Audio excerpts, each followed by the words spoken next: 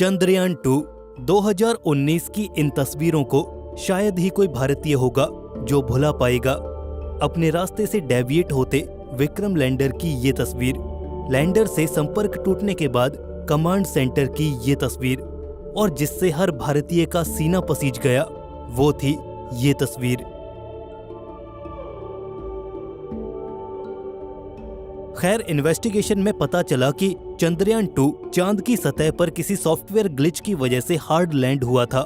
सतह से करीब 2.1 किलोमीटर ऊपर से चंद्रयान 2 में गड़बड़ी शुरू हो गई थी और वो अपने प्रिडिक्टेड पाथ से भटक गया था। अगर उस समय भारत चांद पर विक्रम लैंडर को सही सलामत उतार देता तो भारत चांद पर उतरने वाला चौथा देश बन जाता, लेकिन शायद कुदरत को ये मंजूर नहीं था। भारत के चंद्रयान 2 से कुछ महीने पहले इजराइल भी चांद पर परास्त हो चुका था। Israeli space agency space oil का बेराशीत लैंडर भी चांद पर उतरते हुए एक सॉफ्टवेयर ग्लिच की वजह से हार्ड लैंड हुआ था। इसके अलावा 25 अप्रैल सन 2023 को जापान की एक प्राइवेट स्पेस एजेंसी आई स्पेस द्वारा भेजा गया हकुटो आर लैंडर भी चांद पर उतरते वक्त किसी सॉफ्टवेयर ग्लिच की वजह से सतह पर क्रैश लैंड हो गया। लेकिन भारत ने हार नहीं मानी, बल्कि उस गलती से सीखकर निर्णय किया है चंद्रयान 3 का, जो कि जल्द ही जुलाई 2023 में लॉन्च किए जाने की बात की जा रही है। सालों पहले चंद्रयान 3 पर कई तरह की अटकलें लगाई जा रही थीं कि आखिर इस मिशन में क्या होगा, कौन कौन से इंस्ट्रूमेंट्स होंगे और वो चांद पर क्या करेंगे। तो आज के इस वीडियो में हम चंद्रयान 3 के बारे में जानेंगे एकदम डिटेल में। चंद्रयान 3 भारतीय स्पेस एजेंसी इसरो का प्रोजेक्ट है, जिसका प्राइमरी ऑब्जेक्टिव रहेगा एक लैंडर और रोवर को चांद की सतह पर सफलतापूर्वक लैंड करवाना। लेकिन ये मिशन इतना चैलेंजिंग इसलिए बन जाता है क्योंकि भारत चंद्रयान 3 को चांद के साउथ पोल पर लैंड करवाना चाहता है।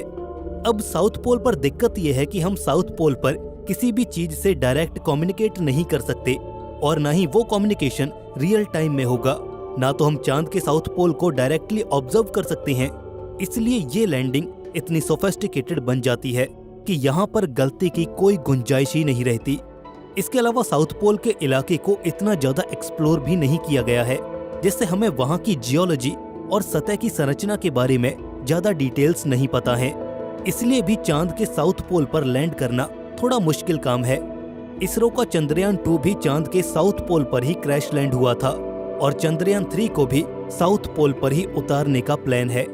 अब आपका ये सवाल हो सकता है कि अगर साउथ पोल पर उतरना इतना कठिन है तो हम बार बार साउथ पोल पर ही क्यों जा रहे हैं। तो इसका आंसर ये हो सकता है कि चंद्रयान 1 ने चांद के साउथ पोल पर ही पानी की खोज की थी, और आगे चलकर नासा के ल्यूनर रिकॉनेसेंस ऑर्बिटर ने ये कंफर्म भी किया था कि हाँ, वाकई चांद के साउथ पोल पर पानी मौजूद है। चांद के इस इलाके में कुछ ऐसे क्रेटर्स मौजूद हैं जो हमेशा सूर्य की रोशनी से दूर अंधेरे में रहते हैं। हमें वहां पर पानी मिल सकता है। इसके अलावा सूर्य के रेडिएशन से दूर होने की वजह से उन क्रेटर्स में अगर हमें जीवन के संकेत मिले तो वो एक बहुत बड़ी खोज होगी। इसके अलावा हमारा चंद्रयान 2 साउथ पोल पर ही क्रैश हो गया था, और मेरे ख्याल से चांद के साउथ पोल पर दोबारा उतरने के लिए इतनी मोटिवेशन काफी है। खैर, हमारे इरादे वही हैं, हमारा मकसद वही है, लेकिन चंद्रयान 3 ये बदल चुका है। ये चांद की सतह और ऑर्बिट से डेटा कलेक्ट कर पाएगा। इसमें एक लैंडर, एक रोवर और एक प्रपल्शन मॉड्यूल शामिल है। लैंडर और रोवर चंद्रयान 2 के विक्रम लैंडर और प्रज्ञान रोवर के जैसे ही होंगे, लेकिन कुछ बेहतर इम्प्रूवमेंट्स के साथ, जिनकी बात हम आगे इस वीडियो में करेंगे। लेकिन चंद्रयान 2 के ऑर्बिटर की जगह इस बार चंद्रयान 3 में एक प्रपल्शन मॉड्यूल होगा, जो कि किसी ऑर्बिटर की ही तरह चांद को ऑर्बिट करेगा। लैंडर और ग्राउंड कंट्रोल के बीच कम्युनिकेशन के लिए इसे रिले के तौर पर यूज किया जाएगा। चलिए अब इसके तीनों कंपोनेंट्स को डिटेल में जानते हैं। सबसे पहले बात करते हैं इसके प्रपल्शन मॉड्यूल की। ये एक बॉक्स लाइक स्ट्रक्चर होगा, जिसके एक साइड पर पावर के लिए सोलर पैनल्स लगाए गए हैं। इसके टॉप पर एक बड़ा सिलेंड्रिकल स्ट्रक्चर है, जिसे आप इंटर मॉड्यूल अडेप्टर कोन भी कह सकते हैं, जो कि लैंडर को माउंट करने के लिए है। इसके अलावा इसकी दिशा और गति को कंट्रोल करने के लिए मेन थ्रस्टर भी लगाए गए हैं। बेसिकली प्रपल्शन मॉड्यूल का काम होगा लैंडर को कैरी करके चांद के स्पेसिफिक एरिया तक ले जाना, लैंडर को एक स्पेसिफिक ओरिएंटेशन में लैंडिंग के लिए रेडी करना और लैंडिंग के समय और उसके बाद भी लैंडर और ग्राउंड कंट्रोल के कम्युनिकेशन में एज अ रिले काम आना। इसमें कोई सोफिस्टिकेटेड साइंस इंस्ट्रूमेंट्स नहीं होंगे, ये बस एक कम्युनिकेशन सैटेलाइट के तौर पर काम में लिया जाएगा। इसके बाद है एक लैंडर, जो कि जनरली एक बॉक्स की शेप में होता है। सरफेस पर रेस्ट करने के लिए इसमें 4 लेग्स होंगी और लैंडिंग के समय उतरने के लिए इसमें भी लैंडिंग थ्रस्टर्स लगे होंगे। लैंडर का भार करीब 7552 किलोग्राम है, जिसमें करीब 26 किलोग्राम का एक रोवर भी है।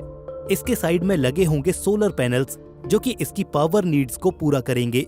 इस मिशन में इसरो की सबसे बड़ी चुनौती होगी सफलतापूर्वक चांद की सतह पर टच डाउन करना, और इसके लिए इस लैंडर में कई तरह के सेंसर्स का यूज किया गया है, जैसे कि accelerometer, altimeters, Doppler velocimeter, star sensors, inclinometer, touch down sensor और कैमराज, जो कि खतरे को भांपने और सतह को सही से मॉनिटर करने और किसी भी हजार्ड को अवॉइड करने के लिए यूज किए जाएंगे।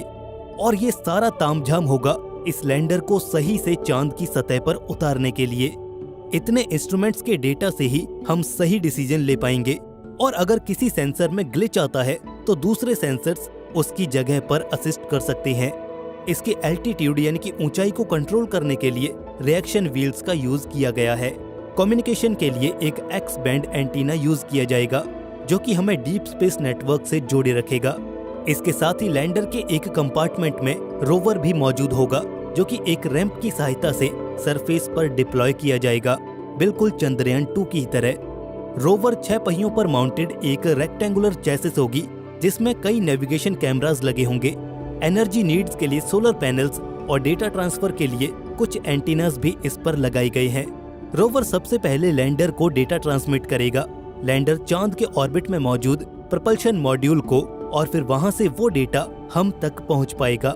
लैंडर में एक और इंस्ट्रूमेंट है जिसका नाम है चंद्रा सरफेस थर्मोफिजिकल एक्सपेरिमेंट, जो कि चांद की सरफेस की थर्मल प्रॉपर्टीज को एनालाइज करेगा और देखेगा कि अलग अलग कंडीशंस में यहाँ की सतह का थर्मल बिहेवियर कैसा रहता है।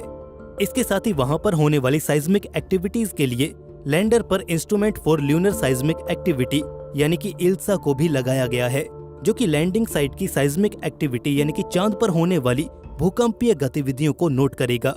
इसके अलावा the radio anatomy of moon bound hyper sensitive ionosphere and atmosphere यानी रंभा नाम का इंस्ट्रूमेंट भी लगाया गया है। ये इंस्ट्रूमेंट चांद के एनवायरनमेंट में मौजूद गैस और प्लाज्मा को स्टडी करेगा। Passive laser retro reflector array भी लैंडर में मौजूद होगा, जो कि इसरो को नासा द्वारा प्रोवाइड किया गया है। यह अर्थ और मून के प्रिसाइज डिस्टेंस मेजरमेंट्स के लिए यूज किया जाता है।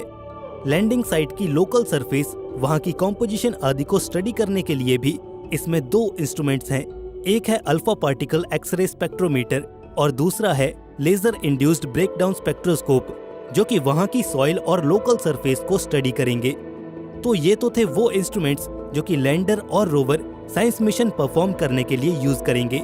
शुरुआत में हमने चंद्रयान 3 के ऑर्बिटर यानी कि प्रपल्शन मॉड्यूल के बारे में बात कही थी कि इस बार ऑर्बिटर कोई स्पेशल साइंस मिशन परफॉर्म नहीं करेगा, लेकिन इस पर the स्पेक्ट्रोपोलैरिमेट्री of habitable planet earth यानी शेप इंस्ट्रूमेंट को जरूर जगह दी गई है, जो कि चांद की ऑर्बिट में रहकर अर्थ को स्टडी करेगा। ये वाकई एक अच्छा कॉन्सेप्ट है। सीधी सी बात यह है कि हम चंद्रयान 3 से वो डेटा इकट्ठा कर पाएंगे जो चांद पर भविष्य में कॉलोनीज बनाने के लिए चाहिए होगा। जी हाँ, नासा और ईएसए के फ्यूचर प्लान्स चांद के साउथ पोल पर कॉलोनीज बनाने के हैं, क्योंकि वहां पर सूर्य के रेडिएशन से बचने के लिए क्रेटर्स मौजूद हैं, और इसके साथ ही वहां पर पानी की अवेलेबिलिटी होने की वजह से फ्यूल और डेली नीड्स पूरी हो पाएंगी। तो ये इसरो का एक बेहतर कदम है चांद को समझने का, और हमें पता है कि इस डेटा की डिमांड फ्यूचर में कितनी होने वाली है। ये मिशन इंडिया के लिए गेम चेंजर साबित हो सकता है। फिलहाल जुलाई 2023 में इसे GSLV Mark 3 heavy lift launch vehicle से सतीश धवन स्पेस सेंटर श्रीहरिकोटा से लॉन्च किया जाएगा। खुशी की बात यह है कि इस मिशन में हमारा चंद्रयान 2 ऑर्बिटर भी बैकअप रिले के तौर पर यूज होने वाला है। और ये बात शायद आपको दुखी कर दे कि इस मिशन को यानी कि रोवर और लैंडर को 14 अर्थ डेज के मिशन पीरियड के लिए ही इनिशियली डिजाइन किया गया है। हालांकि अगर सब कुछ सही रहा तो 14 दिन बाद इस मिशन को एक्सटेंशन मिल सकता है, लेकिन फिलहाल के लिए इसरो के पास 14 दिन का ही समय होगा। और हमारी प्रार्थना इसरो के लिए हमेशा रहेगी। दोस्तों, आपके क्या विचार हैं चंद्रयान 3 को लेकर, हमें कमेंट सेक्शन में जरूर बताएं। इस पर आगे भी अपडेट्स आती रहेंगी, इसलिए अपडेटेड रहने के लिए चैनल को सब्सक्राइब करके बेल नोटिफिकेशन ऑन जरूर कर लें। दोस्तों, जल्द मिलेंगे ऐसे ही एक और नई इन्फॉर्मेटिव वीडियो के साथ। तब तक के लिए स्टे क्यूरियस, बी हैप्पी, नमस्कार।